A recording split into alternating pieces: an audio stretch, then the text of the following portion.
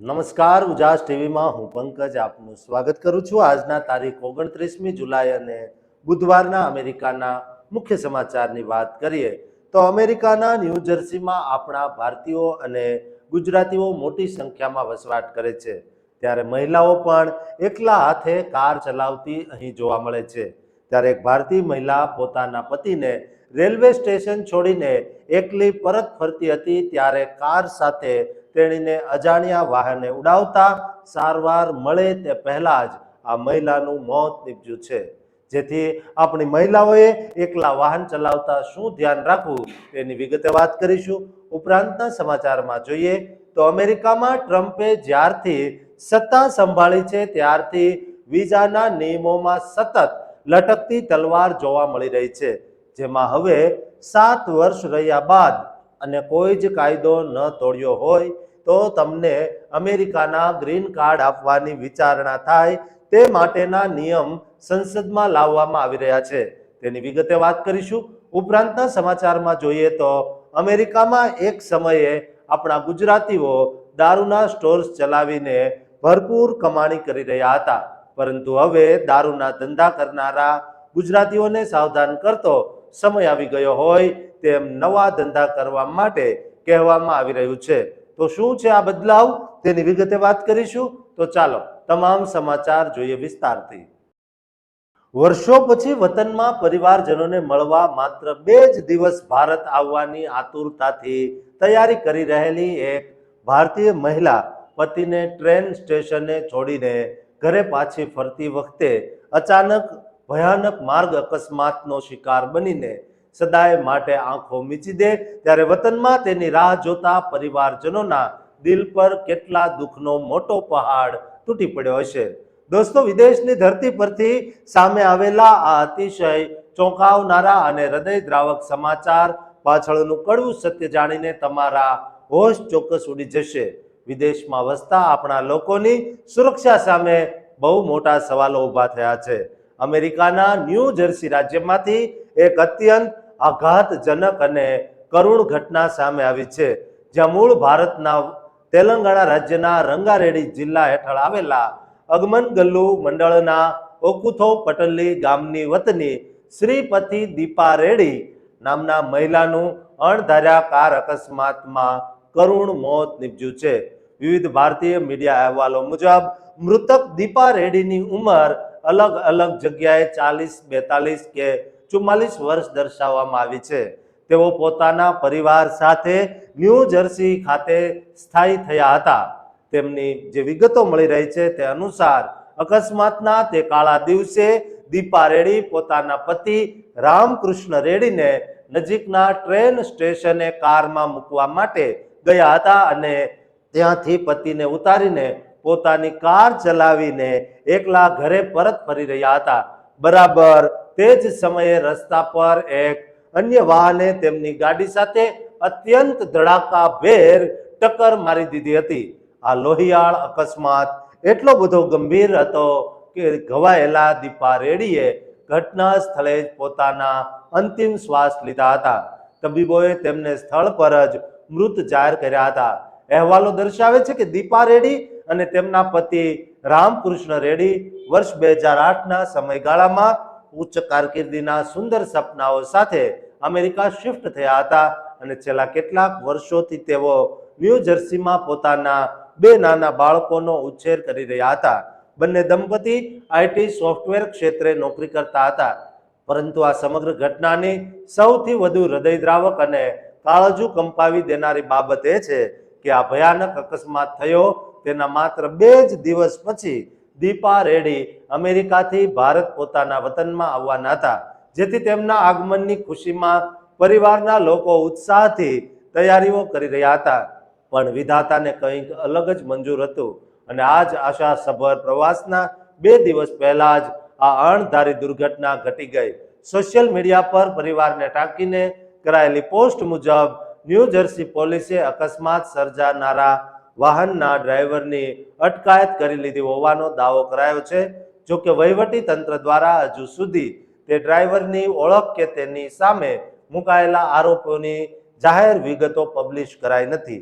આ ઉપરાંત ન્યૂજર્સીના સત્તાવાર પોલીસ વિભાગ તરફથી અકસ્માતનું ચોક્કસ સ્થળ અને આ ટક્કર પાછળના વાસ્તવિક સંજોગો અંગેની આખરી માહિતી આપવાની બાકી છે અને તપાસ હજુ ચાલુ છે. હાલમાં મૃતક દીપા રેડ્ડીનો પરિવાર હૈદરાબાદના હસ્તિનાપુરમ ખાતે આવેલા ટીચર્સ કોલોનીમાં રહે છે, જ્યાં આ સમાચાર પહોંચતા જ ઘેરા શોકની કાળી શાહી છવાઈ ગઈ હતી. પરિવારજનોએ ભારત સરકાર અને વિદેશ મંત્રાલયને અપીલ કરી છે કે દીપા રેડ્ડીના પાર્થિવ દેહને વહેલી તકે ભારત લાવવા માટે કાયદાકીય મદદ પૂરી પાડવામાં આવે, જેથી વતનમાં તેમની આખરી અંતિમ વિધિ થઈ શકે. દોસ્તો, આપણી મહિલાઓ વિદેશમાં એકલા હાથે કાર ચલાવે છે, તેનો કોઈને કશો વાંધો હોતો નથી, પરંતુ એકલા ચલાવો કે કોઈની સાથે હંમેશા વાહન ચલાવતી વખતે સતેજ રહો અને સાવધ રહો, કારણ કે અકસ્માતમાં મૃત્યુ થઈ શકે તો પરિવાર પર કેટલું દુઃખ આવી પડતું હોય છે. દોસ્તો, મહિલાઓ જે ગાડી ચલાવે છે તેમને આ વિડીયો શેર કરજો અને આ ચેનલને સબસ્ક્રાઇબ કરવાનું ચૂકતા નહીં. અમેરિકામાં વર્ષોથી લોહી પાણી એક કરીને વસતા અસંખ્ય પ્રવાસી પરિવારો માટે વિદેશી સંસદમાં અચાનક એક એવું ઐતિહાસિક બિલ રજૂ થાય કે જે માત્ર 7 વર્ષના વસવાટ પર સીધું ગ્રીન કાર્ડ મેળવવાનો દરવાજો ખોલી નાખે. ત્યારે અમેરિકામાં રહેતા લોકોના દિલમાં અનોખી આશા વ્યાપી જતી હોય છે.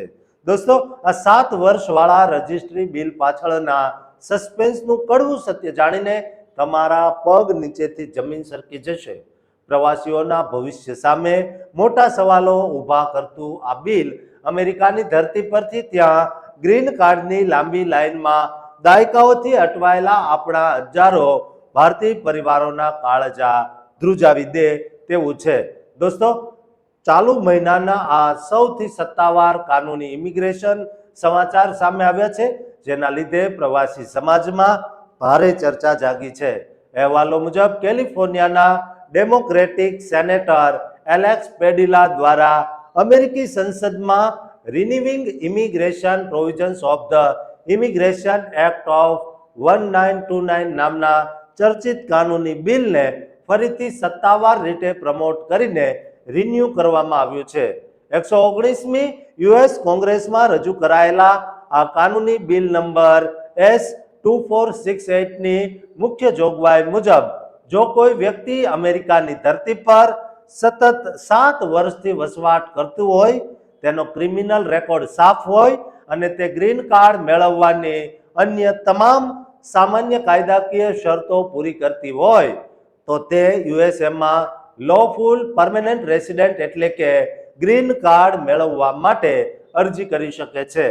સેનેટર એલેક્સ પેડિલાએ આ કાનૂની નિર્ણયનો બચાવ કરતા જણાવ્યું કે જો તમે અહીં પોતાનું સુંદર જીવન નિર્માણ કર્યું હોય, દેશની પ્રગતિમાં યોગદાન આપ્યું હોય અને તમારો કોઈ જ ગુનાહિત રેકોર્ડ ન હોય, તો તમને અહીં કાયમ રહેવાની સત્તાવાર તક મળવી જ જોઈએ.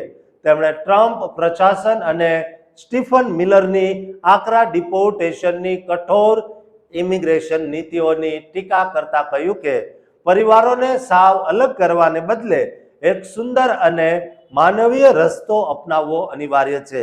જો આ કાનૂની બિલના મૂળ ઇતિહાસ પર નજર કરીએ તો અમેરિકન ઇમિગ્રેશન એન્ડ નેશનાલિટી એક્ટની સેક્શન 249 હેઠળ રજિસ્ટ્રી પોલિસીનો કાયદો સૌથી પહેલા વર્ષ 1929માં બનાવવામાં આવ્યો હતો, જે છેલ્લે વર્ષ 1986માં ભૂતપૂર્વ પ્રમુખ રોનાલ્ડ રીગનના શાસનકાળ દરમિયાન અપડેટ કરાયો હતો, જેમાં 1 જાન્યુઆરી 1972 પહેલા અમેરિકામાં પ્રવેશ કરનારા લોકોને જ આ કાનૂની લાભ મળતો હતો.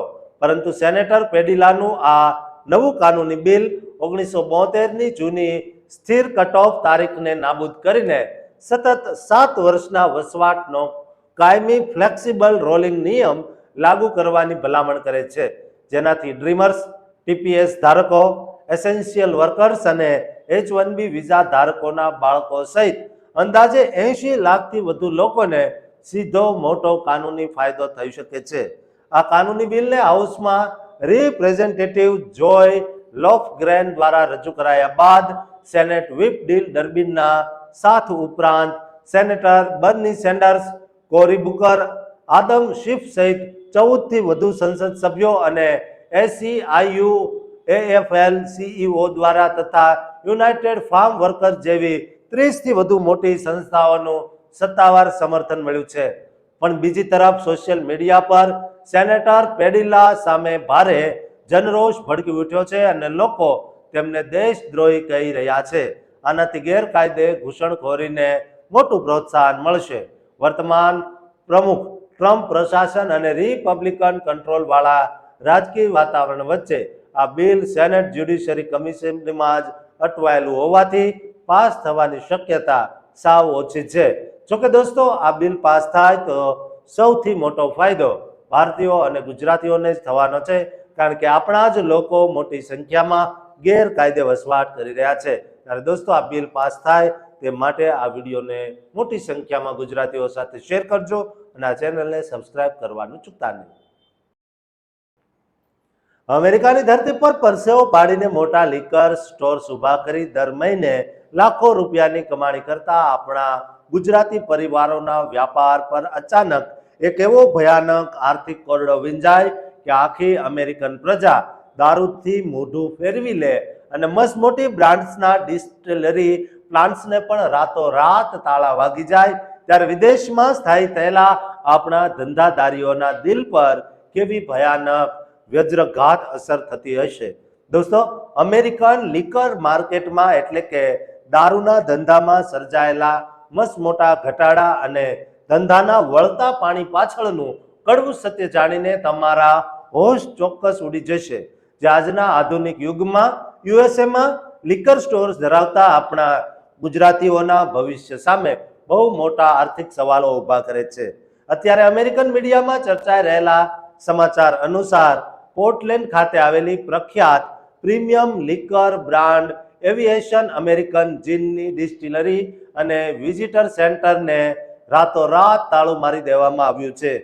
જે બ્રાન્ડ સાથે હોલિવૂડના મશહૂર એક્ટર રાયન રેનોલ્ડ્સનું નામ જોડાયેલું હતું અને જેને 4 વર્ષ પહેલા એડલ્ટ્સ માટેનું ડિઝનીલેન્ડ કહીને પ્રમોટ કરાઈ હતી, જ્યાં શરૂઆતમાં સારો પ્રતિસાદ મળ્યા પછી ગણતરીના મહિનાઓમાં વિઝિટરની સંખ્યા સાવ ઘટી ગઈ હતી.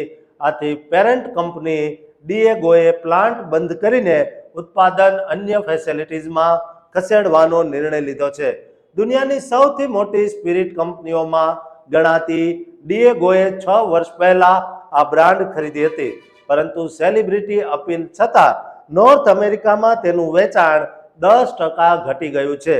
આ જ રીતે જેક ડેનિયલ વિસ્કી બનાવતી બ્રાઉન ફોરમેન કંપનીએ વેચાણ ઘટતા 12% કર્મચારીઓને ઘર ભેગા કર્યા છે અને બિયરની ડિમાન્ડ ઓછી થતા ડચ કંપની હાઇનેકને પણ હજારો નોકરીઓ કાપી નાખી છે. 1939 થી દારૂની આદતો પર સર્વે કરતી સર્વે કંપની ગોલઅપના નવા રિપોર્ટ મુજબ 2022ની સરખામણીએ દારૂ પીનારા લોકોમાં 10%નો મોટો ઘટાડો નોંધાયો છે અને 50%થી વધુ એટલે કે પૂરા 54% અમેરિકનોએ સ્વીકાર્યું છે કે તેઓ દારૂ નથી પીતા. જે આંકડો છેલ્લા 67 વર્ષની ઐતિહાસિક ટોચ પર પહોંચી ગયો છે. ખાસ કરીને જેનજી અને વર્ષ 2000 પછી જન્મેલી નવી યુવા પેઢી દારૂથી સાવ દૂર ભાગી રહી છે, જેનું મુખ્ય કારણ અતિશય મોંઘવારી, મકાનોના ભાડા અને ગ્રોસરીનો કમરતોડ ખર્ચ છે. ડાયનેમિક સંસ્થાના મતે અમેરિકામાં કોકટેલનો સરેરાશ ભાવ $13 સુધી પહોંચી ગયો છે અને ન્યુયોર્ક જેવા મોટા શહેરોમાં તો ટેક્સ અને ટીપ સાથે એક ડ્રિંકના $18 થી $20 ચૂકવવા પડે છે. મોંઘવારી ઉપરાંત કોવિડ પેન્ડેમિક પછી લોકોમાં સ્વાસ્થ્ય પ્રત્યે જાગૃતિ વધી છે, કારણ કે દારૂથી કેન્સર, લીવર, હૃદયની બીમારીઓ અને ઊંઘની તકલીફો થાય છે. વળી આજકાલ વજન ઓછું કરવાની અને સુગરની દવાઓ લેનારા લોકો વધ્યા છે, જે દવાઓ ભૂખની સાથે દારૂ પીવાની ઈચ્છા પણ ઘટાડી દે છે. આ બદલાતા ટ્રેન્ડને લીધે બાર્સ અને રેસ્ટોરાંમાં નોન આલ્કોહોલિક અને આલ્કોહોલિક ફ્રી બિયર, વાઇન કે સ્પિરિટ્સની માંગમાં 22%નો ઉછાળો આવ્યો છે. સાથોસાથ અનેક રાજ્યોમાં ગાંજો કાયદેસર થતા લોકો અન્ય નશા તરફ વળ્યા છે, જેથી યુએસએમાં પોતાના લિકર સ્ટોર ધરાવતા આપણા ગુજરાતીઓએ સમયસર આ બદલાવ સમજીને પોતાના ધંધામાં ફેરફાર કરવો પડશે, નહીતર મોટું નુકસાન વેઠવાનો વારો આવશે. દોસ્તો, આપણા ગુજરાતીઓ પેટ ભરીને દારૂ વેચીને અમેરિકામાં કમાયા છે, પરંતુ હવે અમેરિકનોની આદતો સારી થઈ રહી છે, ત્યારે આપણા લોકોએ ખરાબ કહી શકાય તેવા દારૂના ધંધામાંથી બહાર આવવું જોઈએ, નહીતર તેમણે પોતાની શોપનું મસ્ત મોટું નુકસાન વેઠવું પડી શકે છે. દોસ્તો, આ વિડીયો તમામ ગુજરાતીઓને શેર કરજો અને આ ચેનલને સબસ્ક્રાઇબ કરવાનું ચૂકતા નહીં.